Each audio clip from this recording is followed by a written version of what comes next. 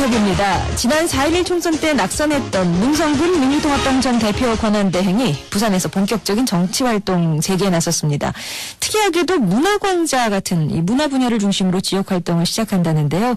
문성근 민주통합당 전 대표 권한대행과 자세한 얘기 나눠보도록 하겠습니다. 안녕하세요.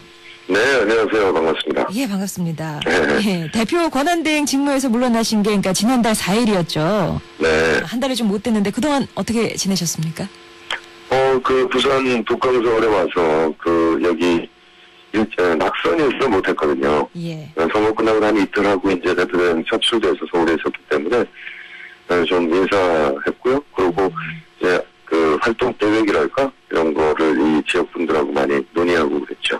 예. 네. 문화강좌로 활동을 재개하셨어요. 뭐 방법이 좀 독특하다면 독특한데 특별한 이유가 있으셨습니까?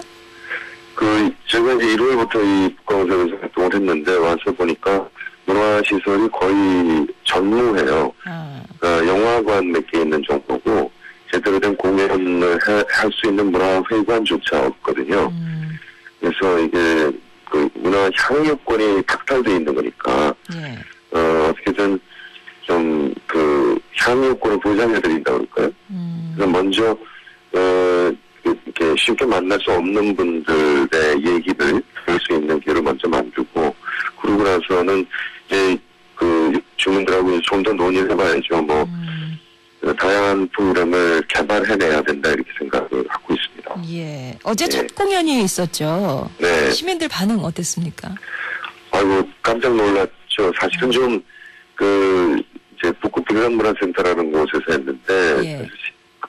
좀 객석 수가 350개 정도밖에 안 돼요. 근데 일부러 홍보를 덜 했습니다. 근데 꽉 차고 아예 무대 위까지 올라앉으셨고요. 100여 명은 그냥 돌아가셨습니다. 그래서 참 죄송했는데 일단 주최자가 제 팬클럽인 문성군과 함께 더불어 사는 세상이에요. 너무 길죠. 예. 더사세. 예. 네, 더사세. 다음에 있는 팬클럽인데 거기에 핸드폰하고 이제 이메일 주소를 등록해 주시면 앞으로 미리미리 연락드려서 돌아가시는 분이 없도록 그렇게 노력을 하겠습니다. 예. 좀 더 규모를 좀 큰 공연장을 잡으셔야 되겠네요. 없어요. 북구에는. 예. 그런 점 때문에 또 시작을 하셨을 테고. 예. 그러면 이제 지금 이 낙선한 부산 지역에서 활동을 재개하셨다는 건 4년 후 총선을 겨냥하신 건가요? 지금 근데 이게 재개라고 할 꼴은 없어요. 제가 중단한 적이 없기 때문에요. 예. 근데 이제 계속 하는데 좀 더 본격적이라 그럴까 프로그램을 처음 착수했다 이렇게 되는 거고요. 사실 지난 선거에서 45%라는 사실은 굉장히 많은 지지를 보여주셔서 정말 감사하기 이를 데 없는데요. 제가 이제 부족했기 때문에 충분히 선택을 받지 못한 거니까 더욱 노력하겠다 그런 뜻이죠. 예. 그러니까 4년 후에 재도전하시는 건가요?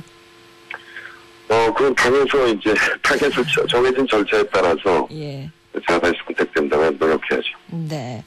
요즘 민주통합당 당대표 경선 경쟁이 상당히 뜨겁습니다. 네. 근데 이번 선거가 이제 대선 전초전이라고 할 만큼 지금 대선 예비 후보자들이 당대표 후보들에게 공을 들이는 그런 현상이 나타나고 있는데 어떻게 보세요? 대선 전초전이라는데 전혀 동의가 되지 않습니다. 그게 어떻게 그렇게 규정이 되겠어요. 그냥 어떻게 보자면 언론이 좀 그렇게 몰아가는 거 아닌가 그런 생각이 들고요. 대통령 경선 자체가 뜨거운 건 좋은 일이죠. 그래서 이제 국민들께서 관심을 가져주시는 거니까요. 그런데 이걸 대선 전초전이다 이렇게 생각하는 거는 정확한 판단은 아니라고 생각합니다. 예. 언론에서 이제 좀 몰아가는 그런 현상이다. 예. 근데 어쨌든 이게 경쟁 관계가 뚜렷해지면서 이해찬 김한길 후보의 관계가 어떤 친노 비노 대립 구도로 비춰지고 있는 것도 사실이거든요. 가뜩이나 국민들이 진보당의 어떤 내용 문제에 지쳐 있는데 이게 좀 개파 갈등이라는 그런 좀 부정적 이미지를 줄 수도 있지 않을까 이런 우려가 있지 않습니까? 언론이 그렇게 몰아간다니까요.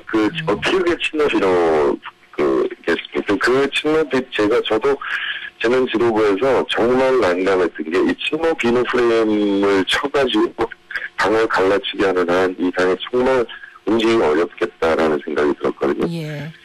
사실 이해찬 의원, 박정희 두 분이 손잡겠다 이렇게 합의하는 것도 그 친노 비노 프레임을 극복하자라는 뜻이 담겨 있었을 것 같거든요. 예. 그래서 그냥 이해찬 김한길의 경쟁이다. 이건 옳아요. 근데 실로 비노는 옳지 않습니다.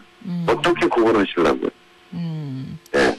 그러면 이런 건 여쭤봐도 될까요? 이해찬 후보, 김한길 후보 지금 이 민주통합당 상황 봤을 때 어느 분이 더 적임자라고 생각하시는지? 그거는 제가 얘기하기는 그렇고요. 그냥 제가 사실 그 대표 다양을 하면서 그 정책연구원에게 연구를 부탁드린 게 있습니다. 4.12 총선에서 왜 전 나오기가 그 원인 분석을 해야 대선을 향해서 갈 수 있다. 그래서 그 양당 이미지 비교 같은 걸 했거든요. 새누리당과 미래통합당. 그랬더니 일치 단결한다에서 15% 지고 있고요. 또 그 문제가 발생했을 때 신속하게 대응한다. 이게 10% 정도 칩니다. 그래서 결론적으로 신뢰할 수 있느냐, 정권을 맡길 수 있느냐, 이 부분에서 10% 정도 뒤지고 있었어요. 네. 이게 이제 4.11 총선의 패배 원인이거든요. 그러니까 그렇다면 새 지도부는 이걸 할 수 있는 사람이어야 되는 거죠.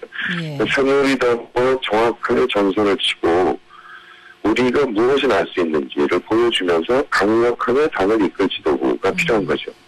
이 점을 놓고 그 대의원과 당 그리고 시민들께서 판단해 주셔야 되는 거죠. 예, 강력한 리더십이 지금 필요하군요, 당대표. 그렇죠. 예. 네, 그렇습니다. 최근 그 문재인 상임고문이 안철수 교수에게 공동정부론까지 제안을 했었는데 안 교수의 지금 대선 출마는 여전히 애매모호하거든요. 엊그제 이제 부산대강연에서 무슨 얘기가 나올까 싶었는데 또 이제 약간 뜨뜻미지근했고 이런 그 현재 그 안 교수의 언행에 대해서는 어떻게 생각하세요?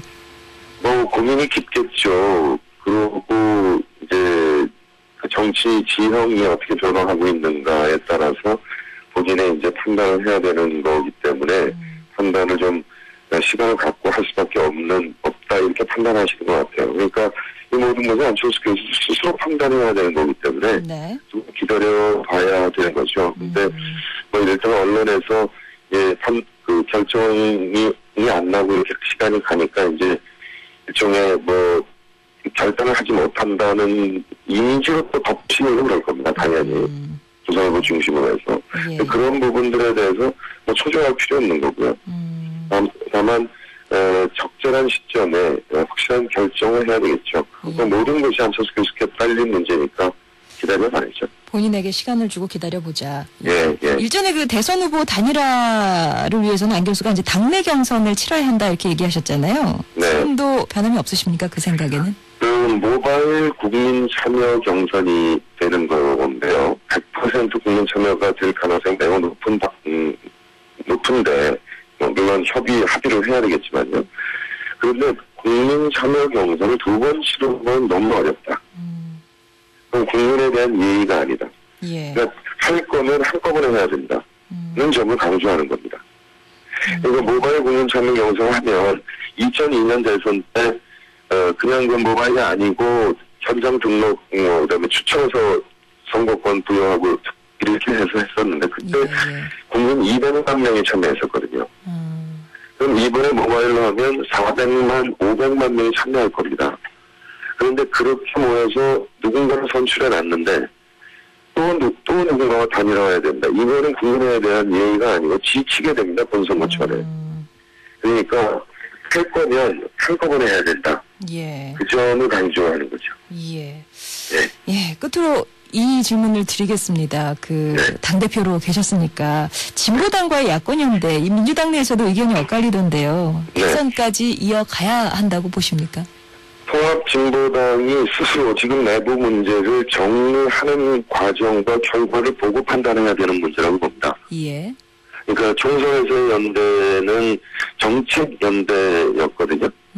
정책연대는 유효하죠. 왜냐하면 그 정책을 합의하는 바가 있기 때문에 합의할 수 없는 거는 따로 떼놨고 합의할 수 있는 거 합의했기 때문에 그거는 이제 의정활동하면서 같이 가면 되는데 대선 경우는 다르죠. 지금 이제 문제가 발생했으니까 이것을 어떻게 정리해내는지 그 결과를 봐야죠. 그 정리에는 그 두 비례대표 의원의 사퇴가 결부가 될까요?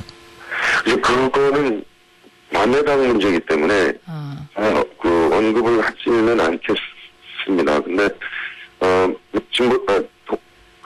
통합진보당 안에서 여러 가지 생각을 하시겠죠. 예.